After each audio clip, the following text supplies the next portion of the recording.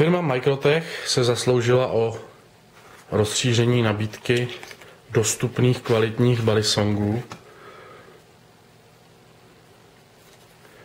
To samozřejmě v jejich podání taková vojenská verze.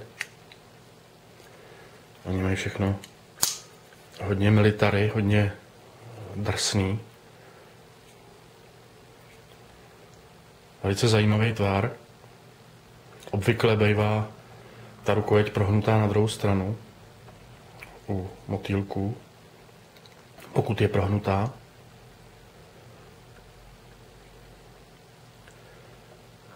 Čepel má takový lehký asijský tanto s prohnutím už.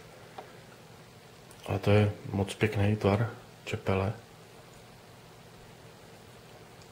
Tenhle už se dělá v mnoha úpravách, polozubatej, nepolozubatej, černěnej, tohle je titániový černění. Těch verzí je skutečně hodně. Fantastický je použití oceli S35VN spolu, tuším, se 154 cm, což je velice nezvyklý. Myslím si, že v současné době je jedinečný.